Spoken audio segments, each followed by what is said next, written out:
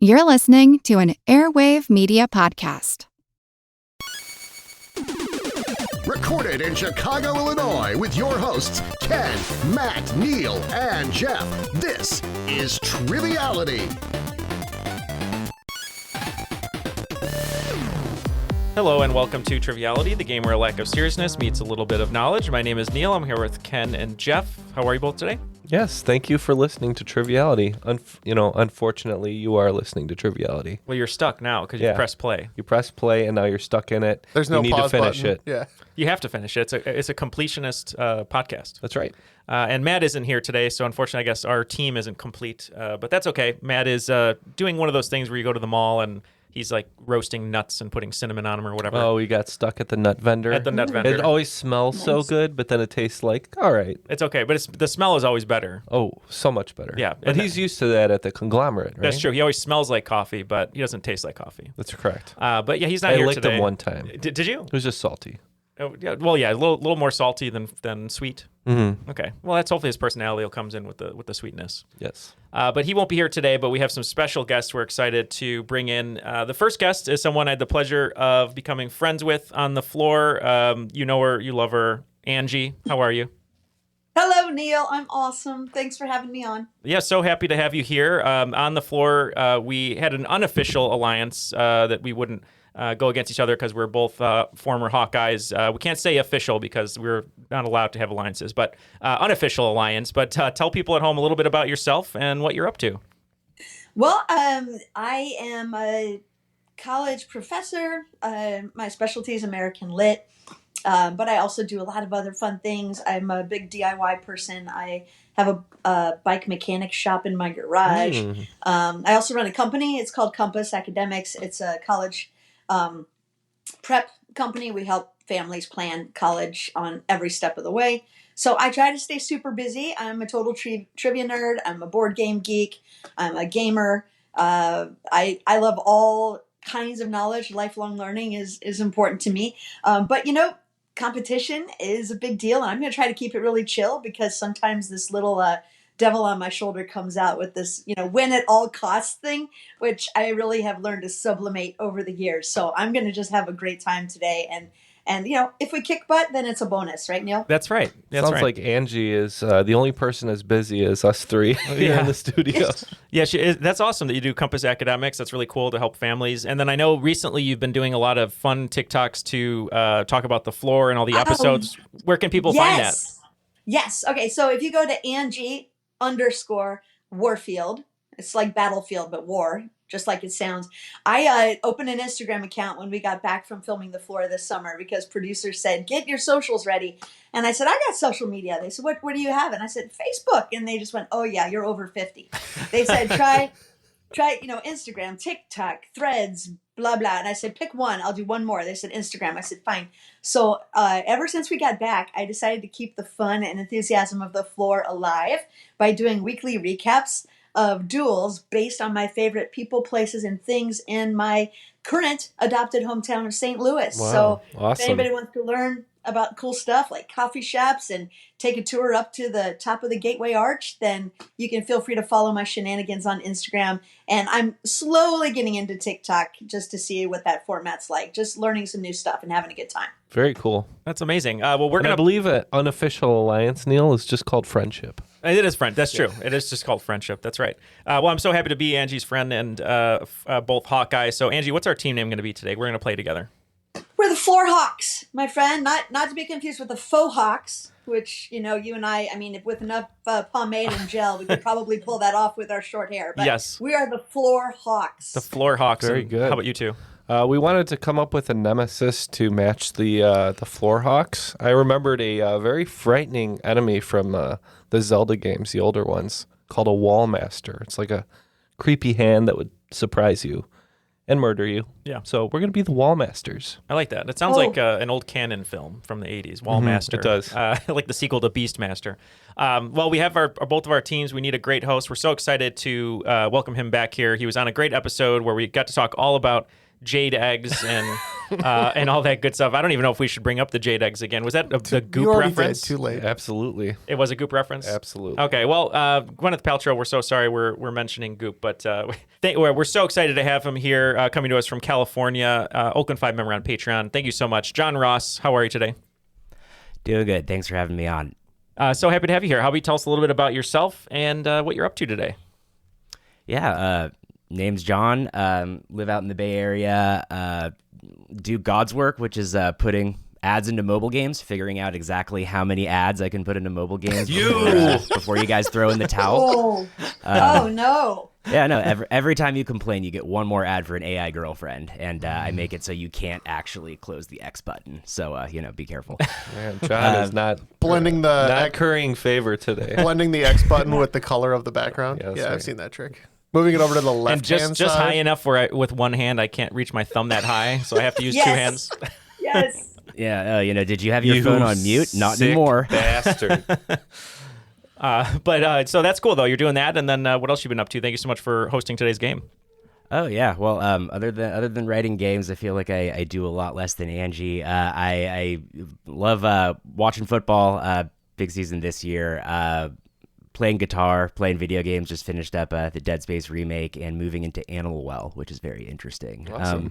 Nice. Yeah, and but not all that much. Well, we're excited to have you here. You're going to host today's game. We got our teams: Floorhawks versus Wallmasters. John, who would you like to read the rules so we can get going?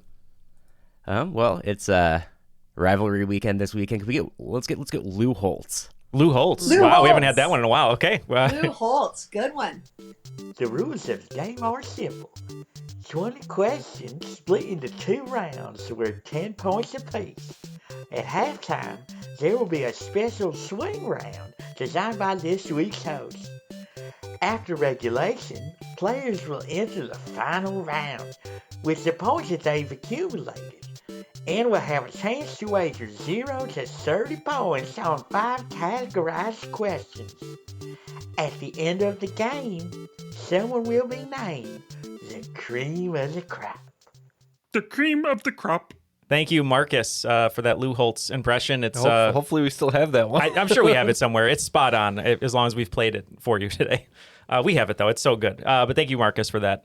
We love you, man. All right. Well, John, take it away. We're ready to play. I didn't mean to rhyme there, but we're ready to go. All right, cool. So for this game, there's kind of a guiding theme for the categories. No points for kind of getting that. It's more of just a way for me to kind of structure the game and, find questions, things to write about. Won't really help you answer any of the questions, unfortunately. All right, so round 1, question 1, category is botch. The second season premiere of the plastic surgery show Botched features a segment with Tiffany Pollard, reality TV legend and VH1 mainstay. By what stately nickname is the 2-time Flavor of Love runner-up better known? Angie, I know this one, actually. This is a Neal question, 100%. Good. I'm gonna let you flex on that one, my friend. Okay, I'm not sure I want to flex on a reality TV star's nickname, but I will flex on that All one. right. Stately nickname. I don't know this person. Maybe like the First Lady of Mississippi. Oh, I know it. Okay, you I say know. that. Stately nickname. So Tiffany Pollard was involved in a very famous or spittle, whatever you want to say. Spat. And she goes by New York. All right. And the correct answer is New York. And Pollard has remained an active presence in reality TV, most recently returning to E's House of Villains, which is hosted by Joel McHale. That's a good host for a House of Villains. Yeah. I can't tell what's a character and what's Yeah. Joe real McHale. with him. All right. Question 2 in the category Poison the Well. One of the fathers of epidemiology, he advanced the concept of germ theory by tracing a London cholera outbreak to a specific water pump. He also shares a name with the 998th commander of the 998th commander of the Night's Watch. What is his name? I got to guess. All right. Neal. All right, we'll let them lock in. Shares a name with Yeah, I think we're locked in here. John something or Snow something? Or do you Maybe. just think it's Jon Snow? Yeah, I that think can't so. be. That's Yeah. Yeah. Why not? okay. Okay, so they're locked in. Angie, I have no thoughts on this one. What were you thinking? Well, I guess we got to go with Jon Snow too then. Yeah. Because I think before him was Mormont, Mormont was the other dude. Do you want to All go? right, I'll go with Jon Snow too. With Jon Snow? Okay. That's what we said, yep. All right, both teams getting points. The correct answer is Jon Snow. Woo! And yeah, 997 is Jorah Mormont, and I don't think they got to 1,000. Spoilers. No. I remembered Mormont. All right, cool. They were able to retire by the end. They had I a good believe. package, retirement package. Sam pension, kind of a wall pension. didn't he kind of become like the Aegon Targaryen type for a little bit Yeah, after? Mater. What's the word I'm looking for? Maitre d'. Not quite, Neil. Yes. Welcome to the wall. Can I get your seat? It'll come. Can I get you some ice? Maybe it's To the wall. a dead carcass. Don't forget to tip your wench servers. I'll be here all night. Yeah. There's no women on the wall. There's women on the wall. And looking this one back up, I remember this had come up in statistics a long time ago, but I was looking it back up, and so Snow also made some pretty significant advances in anesthesiology, like one of which was being like, hey, maybe we should measure chloroform in ether before we give it to patients, and not just kind of like, oh wow, do it, Crackpot. just sort of like give him some chloroform. So yeah, you do know something, Jon Snow. You knew enough to true. keep us alive. Well done. What a buzzkill. All right. Question 3, round 1, in the category of Norma Jean. Norma Jean Mortensen is the birth name of which icon, one of 2 actresses to be included in Smithsonian's 100 Most Significant Americans? We got that, Neil. I think we do too. All right, you guys can go first. Yeah, we think it's Marilyn Monroe. Angie? We know it's Marilyn Monroe. Both teams getting points. It is Marilyn Monroe. And the other actress included in the 100 was Mary Pickford. Ah, yes, silent film star, yeah. Nice. We're definitely picking up what you're laying down with the categories here, too, by the way. Yes. Yeah. Well, I think it's about to become a lot more obvious. Question number 4 in the category of Dillinger Escape Plan. In the 1930s, J. Edgar Hoover and the Bureau of Investigation maintained a list of the most dangerous fugitives in the U.S., topped by John Dillinger in 1934. Though it would later become the FBI's most wanted, the list was originally known by what name, later borrowed by Chuck D for his rap group? Oh, yeah. Oh, yeah. Yeah, we're that. good. We'll lock in on that. All right, so Chuck D, I believe he rapped with Flava Flav, correct? Sounds about right. Flavor Flav. And there was a movie called Public Enemies about Johnny Dillinger. Depp, right? Yeah.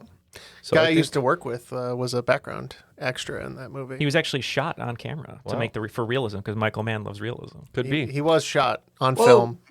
Whoa. So I think we're going to say Public Enemies. Public Enemies, yep. Angie, I think, yeah, the rap group is Public Enemy, so I'm guessing this is Public Enemies, right? 100%. All right. All right, both teams getting points. The answer is Public Enemies. And the practice of naming a public enemy number 1, like John Dillinger was, or Al Capone before him, is mostly past, but they have kind of dusted it off for like Osama bin Laden or El Chapo. They'll be sort of named public enemy number 1, but yeah. It's Interesting. not official. Maybe they shouldn't have made it sound so cool. Yeah, right. Yeah. Yeah. I feel like for mobile gamers, John, you might be Public Enemy number 1. Oh, yeah, that's... We need to get you a Not good gonna headshot, confirm though, nor deny. so that you could, like looking real tough and stuff. Maybe give you a scar or something. All right, and question number 5 in the category of converge. This term refers to the point on a horizon where parallel lines will appear to converge, like train tracks in the distance. It's also the name of a 1971 cult classic action film, which has been named as an influence for Baby Driver and for Death Proof. You can't be giving Neil hints like that. I did We're look- locked so in, though. fast. We're When you locked in. connect it to Hollywood, it's like I've got a ringer here. Yeah. Neil, I'm So I didn't know it until you said what influenced Quentin Tarantino, but it's famous stunt movie. Angie, if you're okay with it, it's The Vanishing Point. yes, I am okay with that. Thank you. All right. Good job. Yeah. Good job. Yeah, we had it from the art perspective. I remember a junior high art class where we went over this, and Yeah. I said Vanishing Point. Nice. Both teams getting points. It's the vanishing point. The train tracks in the distance are the kind of classic example of that. But, it's any sort of thing where multiple parallel lines are sort of converging on a plane. And there was a 1997 remake of Vanishing Point for TV with Viggo Mortensen reprising the role and attempting to deliver another 1970 Dodge Challenger. Maybe he broke his toe in that one. It could be. Yeah. He pressed the gas too hard. Yeah, it broke his other toe. The Vanishing Point, cool stunt work in that one. Some people say it rivals Bullet for the car chase. I like To Live and Die in LA's car chase, I think, more than Bullet, though. That's very good. All right. Well, also very good are the scores in this game so far. It is 40 points for Wallmaster, and just a little bit ahead, the Floorhawks with 50 points. Mm-hmm. Woo! All right. Moving on to question number 6 in round number 1 in the category of Kill Switch Engage. Namco's 2003 title Kill Switch received mixed reviews overall, but was praised for its innovative cover system, which allowed players to easily hide behind objects and blind fire their weapon by holding it up without aiming. This mechanic was cited as a major inspiration for an Xbox franchise, which sees players chainsaw bayonet their way through the Locust Horde as Marcus Phoenix and friends. Name this franchise, which first launched in 2006 and released its 5th and most recent flagship installment in 2019. We're locked in. I recently played one of these games. All right. Have you heard of this game before, Angie? No. The last horde I chopped my way through was a zombie horde in Dying Light and its expansion. I have not fought hordes of locusts in gaming, so I will have to defer to you. I can't even think. I got nothing, Neal. I'm sorry, man.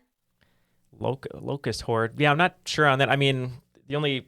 I see Xbox franchises. I mean, maybe like Gears of War or I don't even know if that's just an Xbox franchise or Halo. That was earlier than 2000. I was thinking Halo too, but I don't remember Locust Hordes in that.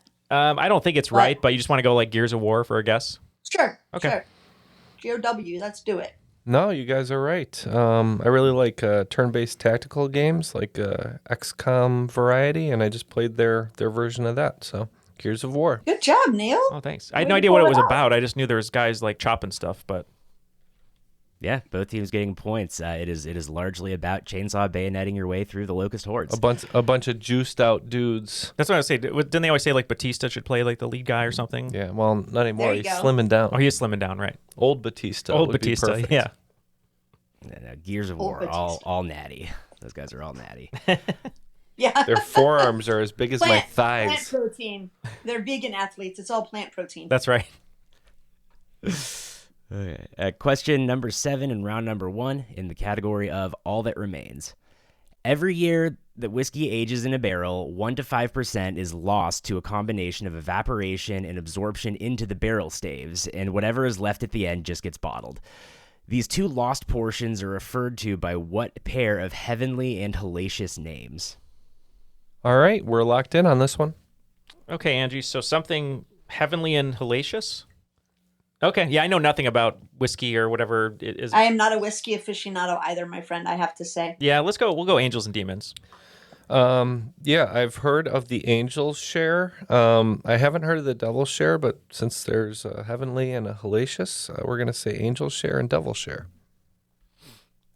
Well, we're close here. So it's the angel's share and the devil's cut. I would say angels and demons probably not close enough. Angel's share, angel's cut, or devil's share, I feel like is probably close enough. I would leave it up to you guys in terms of how we want to score that. Go with the tie game? Yeah, sure.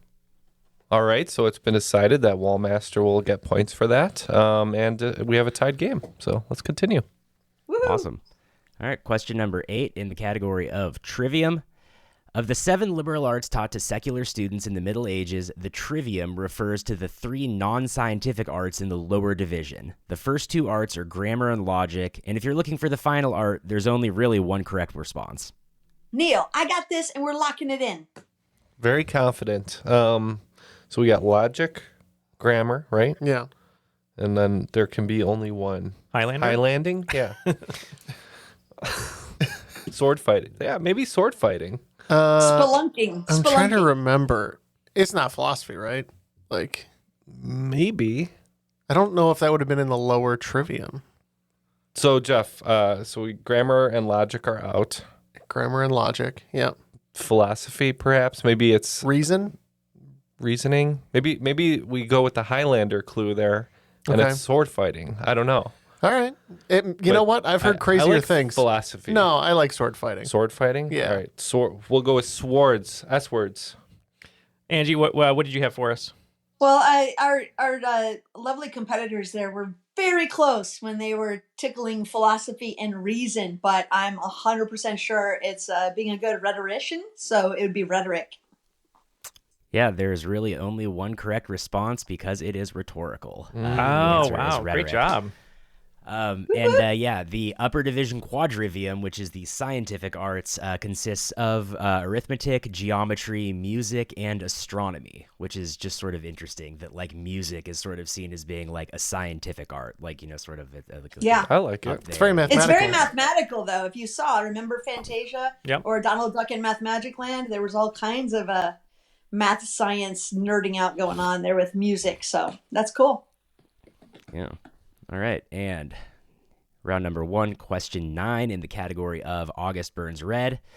The August complex fires of 2020 ravaged the California Coast Range and eventually became the largest wildfire by acreage in California history, causing the Blade Runner orange skies that you might have seen on your social media app of choice. Thankfully, the death toll was low for a fire of its size, as California had seen its deadliest wildfire ever 2 years before, when a wildfire caused by a downed power line led to 85 fatalities in the town of Paradise and the surrounding communities. What is the somewhat generic-sounding name of this wildfire, the deadliest in the U.S. in over a century? All right. We're going to lock in with something stupid. All right, Angie, we're looking for something somewhat generic for a wildfire. Nothing's really coming to me. How about you? No. Inferno? I mean, I have no idea. Like, I don't even know what a generic name for a fire would look like. Inferno's cool. I like that. I mean, it's Like Towering Inferno. right, like a Disco movie, but Inferno. that's- Yeah. Yeah, but I don't know. I don't want to make fun of a deadly fire with a cheeky answer. I'm trying to be, sensitive. Before you think don't too know. hard about this, just remember we answered sword fighting for the last question. Yeah, that's right. Oh, fair enough. Yeah. Okay. When rhetoric I- fails, the sword prevails. That's correct. Yeah, let's do Inferno. Why not? I mean, it's generic. Sure, we'll try that. We picked a generic brand of product that I believe Sam's Club? Costco. Costco does Kirkland. We said the Kirkland Fire. The Kirkland fire. All right. Unfortunately, neither team getting points. This was the campfire. Oh. So it was named for Camp Creek Road, where the fire originated, not actually a reference to To a campfire, campfires. yeah. Yeah, but then kind of swept down and Good one, moved John. very quickly. Very clever. Yeah. Last question of round number 1 in the category of attack. Coaching college football in the 80s, Hal Mumme and Mike Leach pioneered a revolutionary offense predicated on wide-open formations with heavy passing game utilization. Finding its most notable success at Texas Tech in the early 2000s, this system would become known by what name? Allegedly, the name came about due to fans who played a siren after touchdowns at home games way back in the 80s. Okay, well, we don't think it's the crab formation per the attack clue, but we're going to go ahead and lock in with something else, with a siren. So initially, I was thinking West Coast offense. Yes, but that's exactly. but I know that doesn't really fit the clue. No. But I think it's very similar to the West Coast office. I want to say John Elway might have done this offense for a while just because it was very pass heavy. But I believe air raid. I think that's right. I just know it as the West Coast offense, namely because our beloved Hayden Fries and Kirk Ferentz at Iowa have been the ground and pound generation for decades. And although it's effective and we have those corn-fed O-line folks, just pushing those people through, there are times where I'm like, please, can we do a West Coast offense? Can we please pass more than 5 yards? So I've always known it as West Coast offense. I hadn't really known it as air raid, but it makes perfect sense given the clue John gave us. So I will absolutely concur. That's one we should lock into. Cool. Yeah, and I wish we would actually pass the ball sometimes. I don't know how we win by not doing anything, but yeah. Operation Ground and Pound, by the way, one of my favorite Dragon Force songs. Sure. Thank you. Well, we were thinking maybe the ambulance formation, but yeah, since it's pass heavy, we're saying air raid. Yeah, the answer is the air raid. Woo! There's I don't know if it's visible in the camera, but there's a book on the shelf behind me, The Perfect Pass by S.E. Gwynn, which is a really good sort of cataloging of how, the sort of offense gets cooked up. Actually at Iowa Wesleyan, so for you Hawkeyes out there. Right down the road. Yeah, very cool book. Well, that concludes the first round. It was pretty successful for both teams. The Wall Masters mastering 70 points, and the Floor Hawks swooping down and picking up 80 points in that first round. Before we throw it to John for the swing round, just want to remind everyone, if you'd like to join us on Patreon, we'd appreciate your support. John is one of our patrons and gets all of the extra bonus audio content we do every month, which includes weekly trivia bonuses, a Ask Me Anything style crop drop at the end of every month. Plus, all of our patrons allow us to do so many main feed bonuses like Star Wars and The Sopranos bonus episodes, doing our Triviality minis, which are weekly 10-question quizzes to help you get... thanks to our patrons. All thanks to our patrons, and it's the lifeblood of the show. So if you'd like to join John and so many other folks with all of the hours and hours of content, but mostly just helping the show continue to run, join us at patreon.com/trivialitypodcast. And if you can't support us, then tell a friend, maybe give us a rating or a review if you like the show. That also helps tremendously. All right, let's move on to the swing round. What do you have today? Cool. So swing round is pretty straightforward. These are all homophone groups. So I will give two definitions, and the answer to both will be different words that are pronounced the same, spelled differently, pronounced the same. So just as an example, if I said a momentary slip up and something the majority of Mario Kart races have 3 of, that would be... Laps. Oh. Laps. Yep, that will be Nice. laps. I had a lap. Yeah, I did too. I was like green shells? Okay, so gonna read through them, and I'll try to give you a pretty hard and in between the two of them, so you sort of know which definition goes for which. It should be pretty self-explanatory, but I'll try to make it obvious. Okay, so something you can do with bleach and a battery-operated model of F-150. Number 2, inconspicuous and separate or unique. Number 3, a tiny speck and a way you might defend your castle.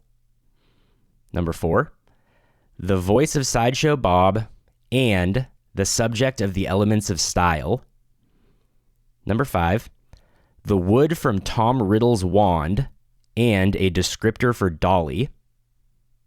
Number 6, the name of your starting town in the original Pokemon Red and Blue versions and something people have a hard and soft version of. 7, an organization of merchants or craftsmen and a way you might describe fish. Number 8, a word that is 80% vowels and something that must be, quote, not less than 3 feet in length and shall show no change from the traditional tapered shape and form, unquote, according to the rules of the Professional Billiards and Snooker Association. Number 9, one of King Arthur's early jobs and a budget line of guitars from Fender. And 10, disgusting like a murder scene and the animal on the California flag. All right, we have these questions. We'll be right back after this break. While Jeff may be the science guy on our show, I'm always looking for new ways to learn about the truly mind-bending ways science is shaping our world. And that's why I'm excited to tell you about today's sponsor, Curiosity Weekly, a podcast from Discovery. Each week, they unpack the latest science and tech news with expert guests who make even the most complex topics easy to understand and seriously fascinating. Ever wonder why you can't put your phone down? Neuroscientists are studying TikTok to figure out which chemicals in your brain make it so addictive. Or how about clean beauty? It wouldn't even exist without cosmetic chemistry. Did you know planes can fly using recycled plastic jet fuel? Yep, that's real. And AI? It's deciphering ancient Egyptian hieroglyphics and even helping build robots that might feel pain. Here's why I love Curiosity Weekly. They make science relatable, showing how it shapes our everyday lives. From the fermentation process behind your favorite beer to the neural networks powering your GPS, this show connects the dots between science, tech, and your world. So what are you curious about? Find out on Curiosity Weekly. Listen now wherever you get your podcasts. Hey guys, Matt here. And if you're listening to this show, then I know that you are a huge fan of trivia. or obscure 90s references that appeal to only me. And if you're here for trivia, then do I have the website for you? Today's sponsor, BP Trivia. As a huge sports fan, one of the things that I love about BP Trivia is that it tracks your stats as you take the quizzes so you compete against your friends or even your own personal high score. And for those looking for some competition, their flagship trivia league, the Championship Series, is daily fun. Compete against players of your skill level, earn achievements based on your performance, and see how high you can rank up before the season ends. Their promotion relegation system makes sure you're always competing at your skill level, whether it be absolute beginners, pub trivia enthusiasts, or if you're skilled enough, you'll end up competing head-to-head with some of the world's best quizzers. Questions are handwritten and scored daily by award-winning writers. And you can get a month free right now by using our link. Visit bptrivia.com/triviality for a free month of BP Plus, which includes entry into the Championship Series, our flagship daily trivia league. The 2025 Championship Series season begins on January 6, 2025. Enroll now to secure your spot. That's bptrivia.com/triviality. Good night, itchy eyes. Good night, sudden sneeze. Good night to your symptoms of allergies. Xyzal is the allergy medicine you take before bed. It provides powerful relief while you rest your head. Not just all night, but all the next day. Xyzal keeps working, keeping allergies at bay. And without those annoying symptoms disturbing your rest, you can wake up the next morning feeling your absolute best. Remember, be wise all. Take Xyzal. At night.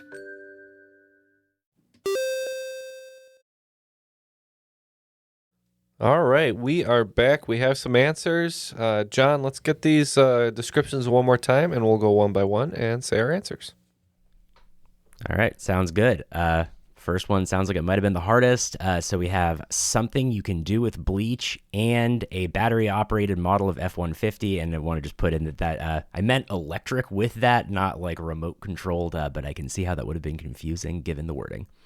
Jeff, the model of the car? Yeah, so Ford brought back a model that they had used before for a very quick truck of theirs when they changed it over to an electric vehicle. The Lightning, and bleach something you can do with lightening. something with, lightening. Oh, okay. Wait, well, come on. we discussed it. That's okay. Yeah, John, our answer is... Good job, guys. You stink, John. That's all. That's our answer. So. I get that every week, so it's nice to get it on the weekend, too. Good job, right. guys. Number 2, inconspicuous and separate or unique. This one was hard for us. We just said minute. And Angie, you could take the rest of them, okay? Happily, Neal. That's great. Yeah, that's discreet. Yep, that is discrete, R-E-E-T and R-E-T-E for inconspicuous and separate. Question number 3, a tiny speck and a way you might defend your castle. We said moat. Yes, we also said moat, M-O-T-E, M-O-A-T. Both correct, and thank you for providing the spelling. It is moat and moat. We have number 4, the voice of Sideshow Bob and the subject of the Elements of Style. Both Kelsey Grammer. Yes, grammar would be correct. Yep, we got grammar and grammar as your answers. Number 5, the wood from Tom Riddle's wand and a descriptor for Dolly. Probably my favorite one. We said you. Yeah, we also said you, although we did struggle a bit with the Dolly reference. We did first consider the country music legend and America's favorite Parton, and then we realized that wasn't going to work so well, so we reversed to the sheep, got the you, and realized, yes, yew is also a deciduous tree. So perfect. That was a good clue, John. Oh, thank you. But yeah, that is yew. It is Y-E-W, excuse me, and E-W-E. Dolly the cloned sheep being the part in the later one. Let's see, what number is this? Number 6? The name of your starting town in the original Pokemon Red and Blue versions, and something people have a hard and soft version of. We had no idea. We just said water. That's good. We were trying to think of the things that people have hard and soft things. We went with tissue at first. Couldn't come up with a homophone related to tissue. Know nothing about the Pokemon starting towns because I play Pokemon Go, but don't remember anything like that. Neal threw out palate, hard and soft palate. I said, that's a homophone maybe we'll get lucky. So we picked palette. And palette is correct. That's your hard and soft palette and Palette Town, which That's is great. the starting point in Pokemon Red and Blue. What a great job figuring that out. I know the human body because I have so many ailments. Yeah. All right, then we had number 7, an organization of merchants or craftsmen and a way you might describe fish. We said guild. Same on our end. But if I'm being honest, I don't think Neal and I could understand guild as a fish term, but could think of no other homophone related to a merchant association other than guild. They are one of the gills. They're one of the few animals that are guild. G-I-L-L-E-D. Yep. They are creatures with gills. I thought they're not gold-plated. They're not gilded fish. I could not figure that one out. Goldfish, like a goldfish being a guildfish. I went down that line, and obviously I was digging deep there. Thanks, guys. That was a good one. There were certain ones that were actually triple or quadruple homophones, like a palette. I think you can use, the palette, like a painting palette as well. Absolutely. Yep. And then the wood structure, and then, guild, you can also gold plate something. I went with guild, G-I-L-L-E-D, nice. For that one. But yeah, that is correct. Number 8. A word that is 80% vowels and something that must be, quote, not less than 3 feet in length and shall show no change from the traditional tapered shape and form, unquote, according to the rules of the World Professional Billiards and Snooker Association. We said Q. We also said Q. That's correct. Number 9, got one of King Arthur's early jobs and a budget line of guitars from Fender. We said Squire. We also said Squire. Well, Squire is correct. The R-E is flipped in the brand from the name. And number 10, we have disgusting, like a murder scene, and the animal on the California flag. We said grizzly. Yep, that's a great one. Bear is also a really good homophone, but it doesn't match both clues. So yeah, Neal came up with that from the jump. That was our first guess, and we also said grizzly. Yeah, got grizzly and grizzly. All right, great performance by both teams in that round. The Wall Masters are up to 110. The Floor Hawks climbing even higher with 125. All right, round 2. Question 1 in the category of misery signals. The East Los Angeles interchange in Boyle Heights is the largest in the world by daily traffic, carrying more than 450,000 cars per day. Which 2 interstates, the 4th and 12th longest in the U.S., contribute the bulk of those 450,000 drivers? I don't know. The longest interstate, I don't know. I just spent 5 hours on 95 yesterday, but that's not the longest, I don't think. I was driving back from North Carolina. I don't know. I-80 is really long. Interstate 90 is the longest, but you said the fourth. I think 90 is the longest. Fourth, and I think we had to go east-west on that, right? So we got to pick an even, a 40, a 90, a 20, a 30. I just don't know what the 4th and 12th longest. I don't either. When I hear LA, I think of the 101, but I don't think that counts. So I'm just thinking of all the people saying I take the 101 to Mulholland, all that stuff. So the 405. 405. How about I-70? And I don't know, pick 70 and 80 or... Yeah, let's do that. 70 and 80, why not? I really don't know. I'm just throwing them out. Yeah, I don't either. So based on a sheer guess of the fact that they start low in the west and then go high in the east and start high in the north and low in the south, we said the I-5 and the I-10. And your intuition was good there. It's the 5 and the 10. The furthest west and the furthest south of those. See, I knew I was right to trust you. I did. I'm sorry. Good job, guys. Sorry, Neal. No, I know nothing about interstates either. So. Listen, I know what I know, and I know what I don't know. And you know when to ask me. I knew to point to Jeff on that one. I knew east and west were even. I just went too high. I don't know much about roads. I just know where we're going. We don't need them. That's right. Yeah, there you go. There you go. Question number 2. All right. Question number 2 in the category The Devil Wears Prada. Prada is one of many fashion houses that licenses their glasses frames to this multinational parent company of Oakley and Ray-Bans. Name this company whose name combines the Italian words for light and optics. Right, Angie locked in confidently. My Italian is niet, unfortunately, Jeff. So, but you have such a strong Italian heritage. Well, niet. My Italian is yet. We're just gonna have to tap on this one. We don't know. Lens crafters. So my mom worked for an optometrist for many years. I'm in my dad's office now, and this is just for the benefit of the folks on the video with me. Oh, well. You can see it. She's surrounded by glasses. Yeah, my dad has quite the collection of Oakleys, and we have got tons of glasses in our family. I'm going with Luxottica. Yeah. Lux meaning light, Autica meaning optics. The answer is Luxottica. So they sell. It's one of those companies where when you look at it, it's like, oh, they are everything. You know, it's like Chanel, Prada, Armani, Burberry, Versace, and a million other brands. And then they sell them through owned locations like Lens Crafters, Sunglasses Hut. They like own all of the stores and make all of the glasses.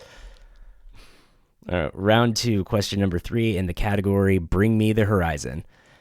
Now, bring me that horizon and really bad eggs. Drink up me hearties, yo-ho, is the final line of Pirates of the Caribbean, The Curse of the Black Pearl, delivered by Johnny Depp in a role that earned him the first of his 3 Oscar nominations for Best Actor. His second nomination would come the following year for his portrayal of J.M. Barrie in which biographical film? We can lock in. Yeah. So that's Peter Pan guy, yes?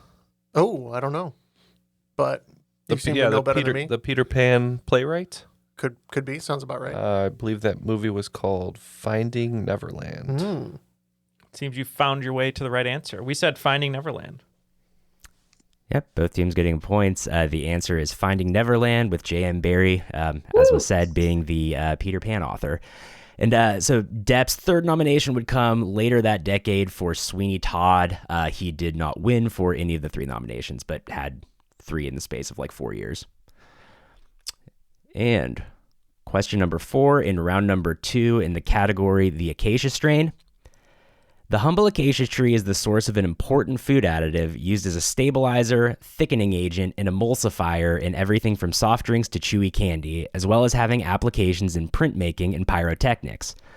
Though produced primarily in North Africa, its 2-word name is derived from a different region where the product first became available to European traders.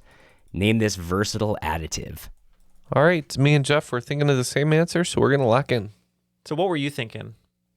Well, it's like if you're thinking about it in an ingredients list, it's a gum acacia, but he said it's the acacia tree, and that's not a region. Is it the gum acacia is known? It's Middle Eastern though, because that's what camels eat. So maybe there's a Middle Eastern term for it, like gum. Maybe like xanthan gum. Yeah, I'm at a loss then. Yeah, I mean, Sorry, I guess. Neal. No, I'm bad at this kind of stuff. I just want to just say, I know it's wrong. We could just say gum acacia. Same, it's gum acacia, yeah. I know it's called that, but it might be something else. Okay, we'll lock it in. We went with the gum as well. Yeah, we said xanthan gum because we didn't know. And it's in everything. Well, both teams on the right track, but neither getting points. It is gum acacia, but that's more kind of broadly known as gum Arabic for a lot of the uses there. Arabic. So, see, I knew it was the Middle East, though. Yeah, Don't you were get saying credit like for knowing that. I mean, camels eat it. I feel like gum Sahara. I should probably you should get something for that. For that, Angie, you get a hearty thumbs up. I think you get 3 brownie points. Can I get two thumbs up or two snaps hearty thumbs up? I'll each give you thumbs up. All right, I'm good then. I can sleep tonight. Thank you, guys. All right, and round 2, question number 5 in the category of architects. The work of this Bay Area architect can be seen at Hearst Castle, Mills College, and all throughout California. She was the first woman to be licensed as an architect in California and the first to receive a gold medal from the American Institute of Architects, winning posthumously in 2014. Name this trailblazer. Hold on, let me make a list of all the architects I know. You got it? Yeah, I'm done. Yeah.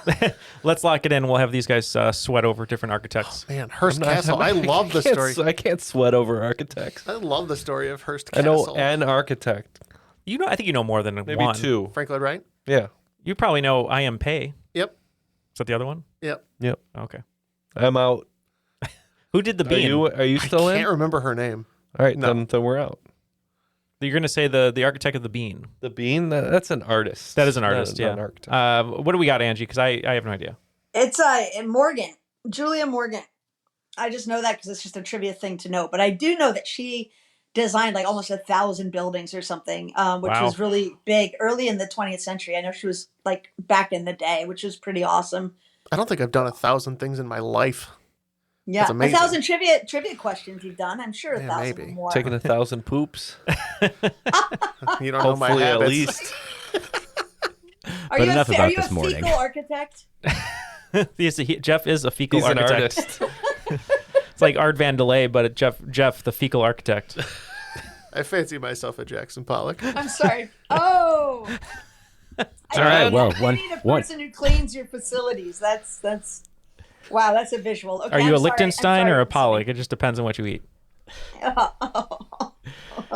Oh, boy. Well, one team getting points. The answer is Julia Morgan. Yeah, I think that's probably the most just kind of you know it or you don't question that I put in. But she's got a bunch of buildings kind of around my neighborhood and all of that. And it was something that I was just going to force in no matter what. So happy with As that. you should. That's great.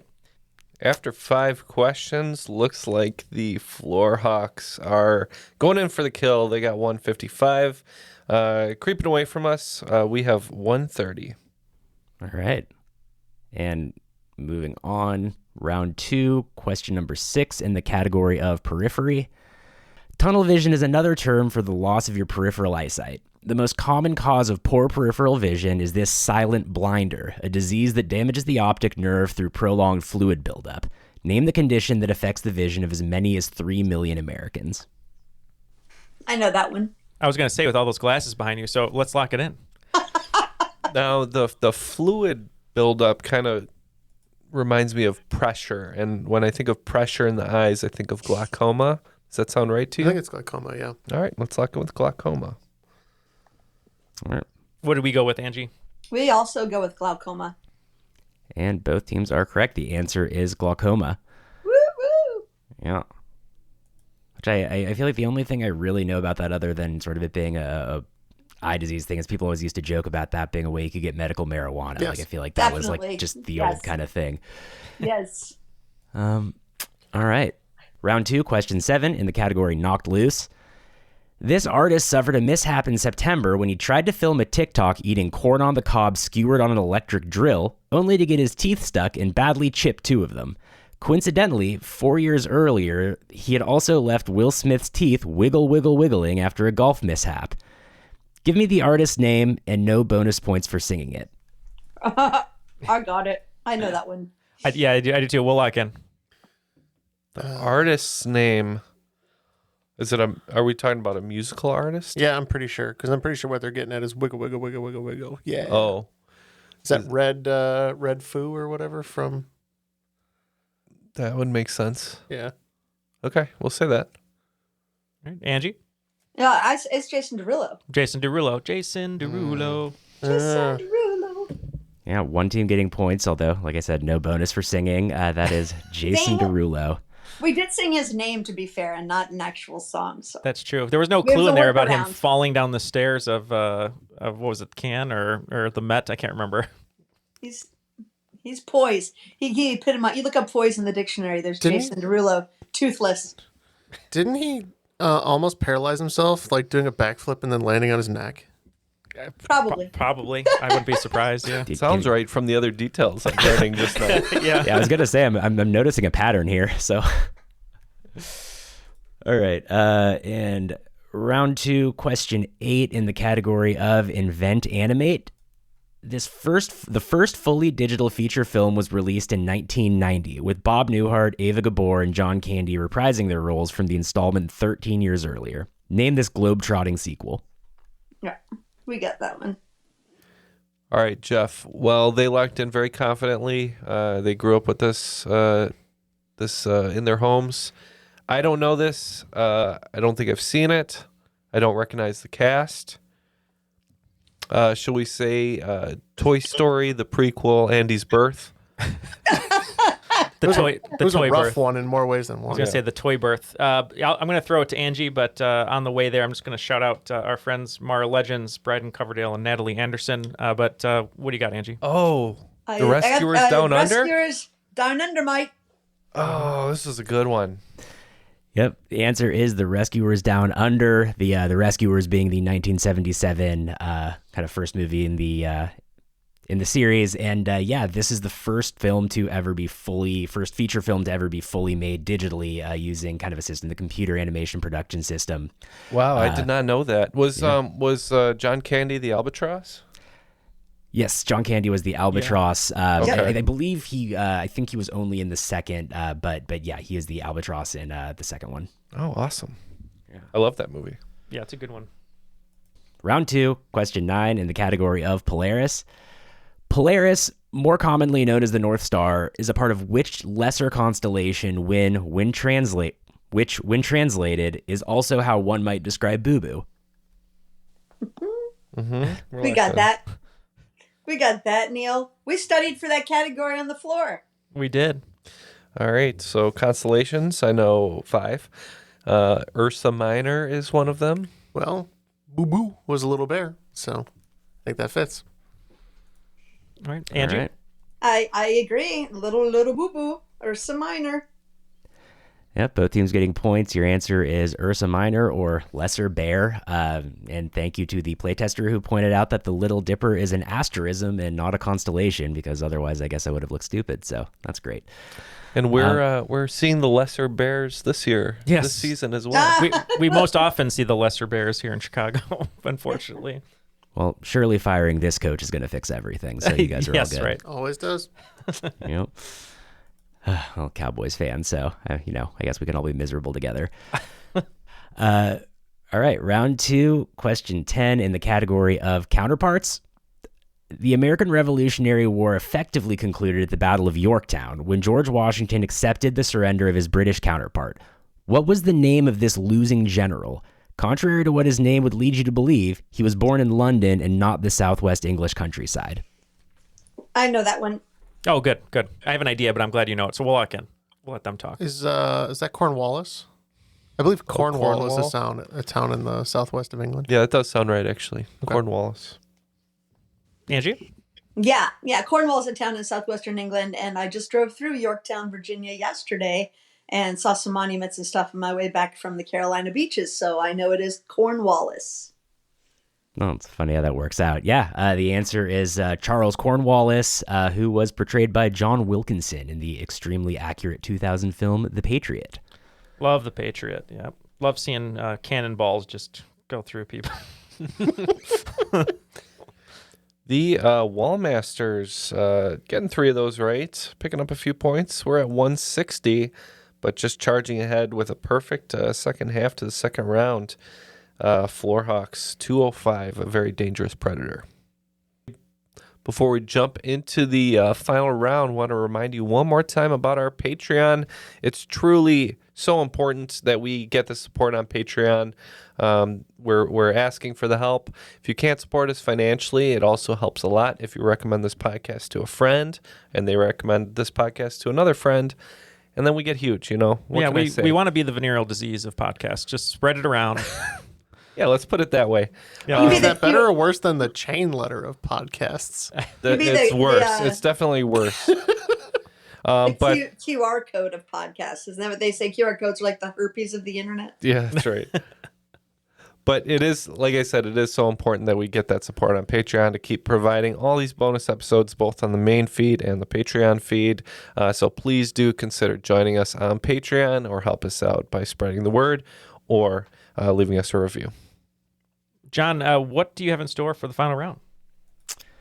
All right, final round. We have 5 questions. I'll give you the categories and then also the kind of actual category that they correspond to, and not just the sort of, the categories. Yeah, exactly. Metagories.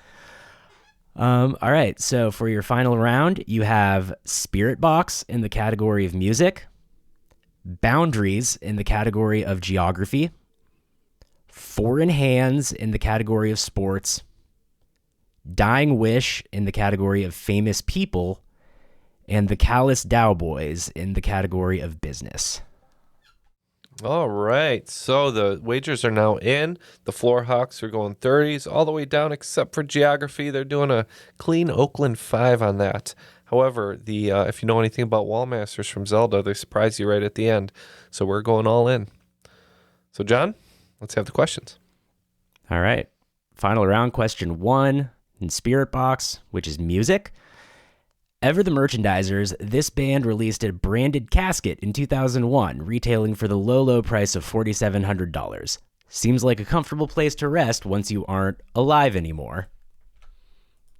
In the category of boundaries, which is geography, there is only one triple landlocked state in the U.S., meaning that one must pass through 3 states and or Canadian provinces in order to reach an ocean. Name the state.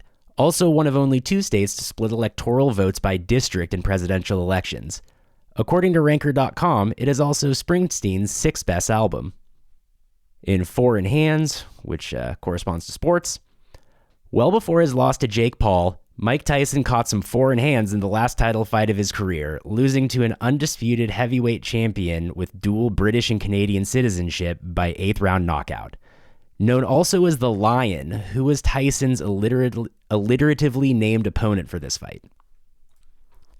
All right, and Dying Wish, in the category of famous people. Before dying from abdominal swelling due to appendicitis, getting punched in the gut, or both, he asked his wife Bess to hold seances on his annual death date in case he was able to communicate from beyond the grave. Name this man, born Eric Weiss, for whom an annual seance is still held on October 31st, though no longer by his wife. And finally, in Callous Cowboys, which is for business, the market is cutthroat. Intel is the most recent company to be dropped from the Dow Jones Industrial Average, having been replaced last month by this fellow semiconductor company, which saw its value surge to a record $3.7 trillion when the switch was announced. We have our questions. We'll be back after this break and find out which team will be today's cream of the crop. Whether you're ordering wings for the game, whipping up a 7-layer dip, or ordering pizza, there's something about football that makes you want to eat. And this football season, Uber Eats has the best deals on game day food. No matter what you're craving, from 2-for-1 pizza to buy one, get one wings, Uber Eats will be dropping new deals each week, all season long. Uber Eats, official on-demand delivery partner of the NFL. Order now. Terms and conditions apply. See app for details. The last thing you want to hear when you need your auto insurance most is a robot with countless irrelevant menu options. Which is why with USAA Auto Insurance, you'll get great service that is easy and reliable, all at the touch of a button. Get a quote today. Restrictions apply. Since you're new to H&R Block, we'll look at your returns from the last 3 years for any money your last guy might have missed, for free. I could get money back from last year? You could. We'll find any mistakes. Could have really used that 2 years ago when I dated that mistake for 5 months. Don't leave money on the table. Switch to H&R Block and get a free Second Look review.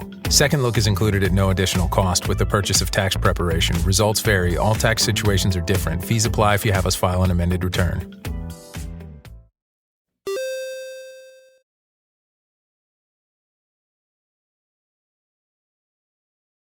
And we are back, and we're ready to find out who's going to win this game.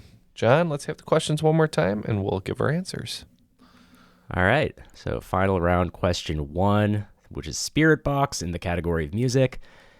Ever the Merchandisers, this band released a branded casket in 2001, retailing for the low price of $4,700. Seems like a comfortable place to rest once you aren't alive anymore.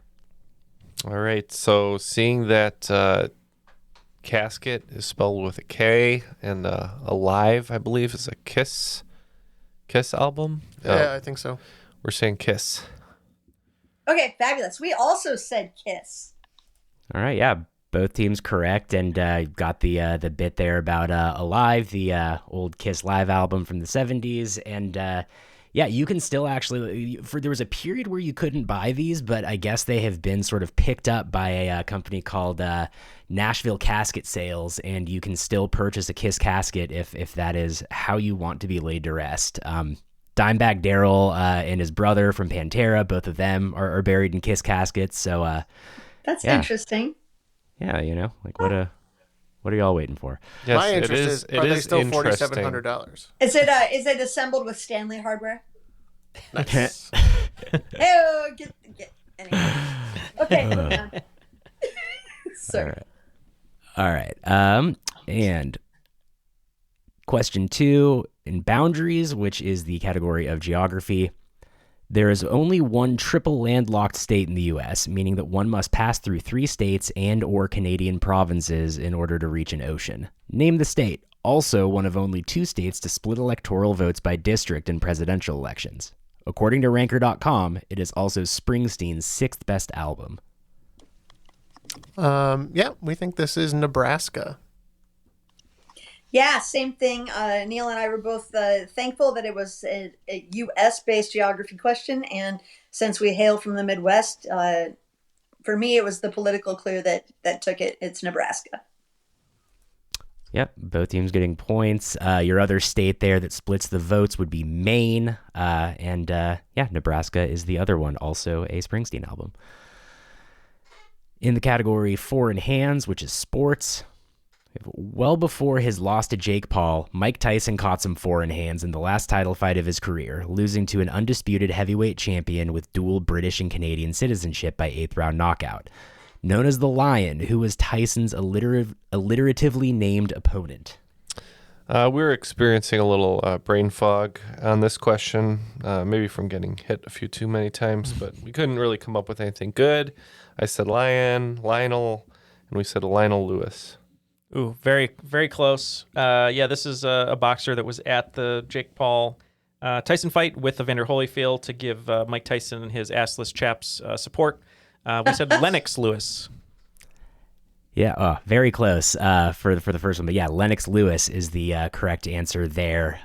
Lewis is one of a very few number of boxers who avenged every loss they had. So, didn't finish undefeated, but never got beat without then beating the other person. So very impressive.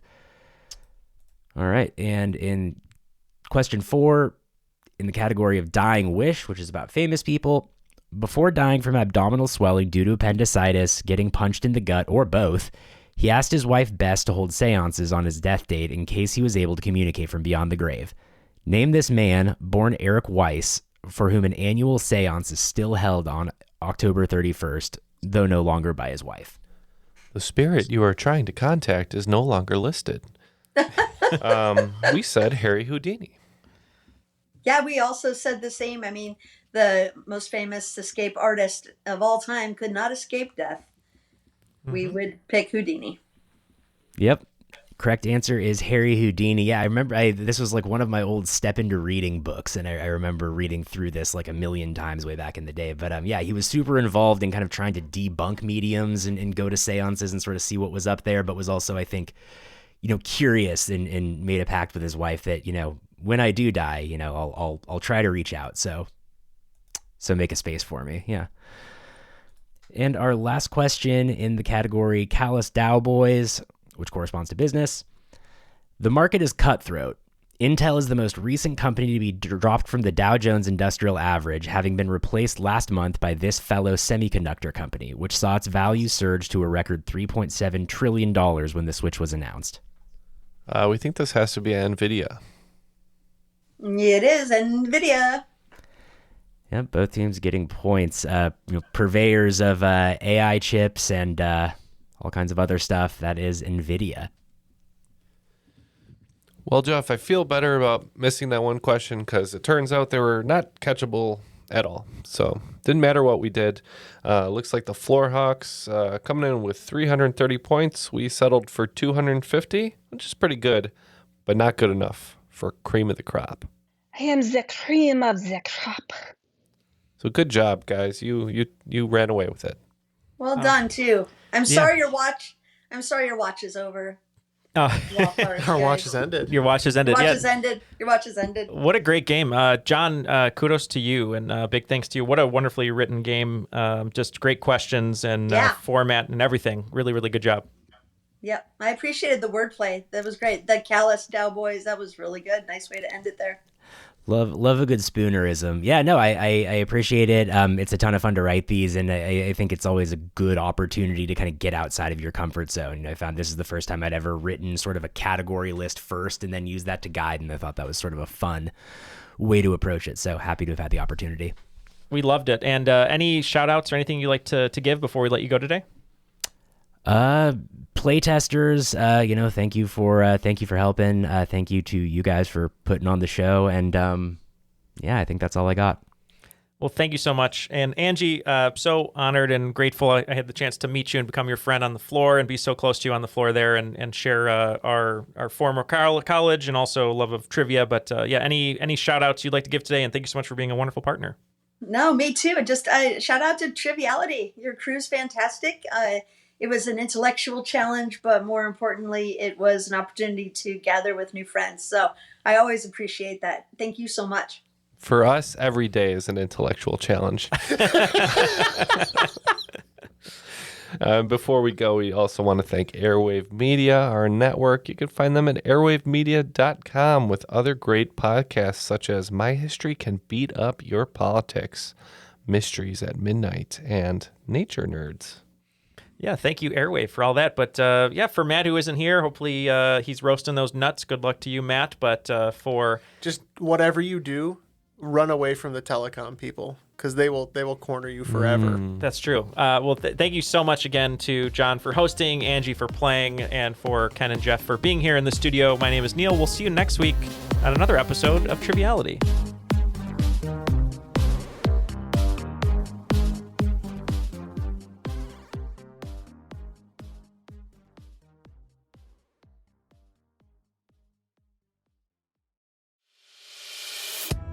As a longtime foreign correspondent, I've worked in lots of places, but nowhere as important to the world as China.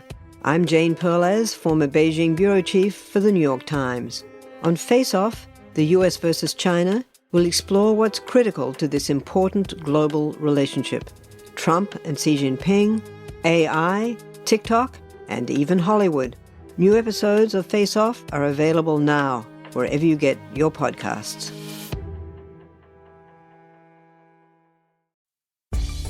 Spend less time staying in the know about all things gaming and more time actually watching and playing what you want with the IGN Daily Update podcast.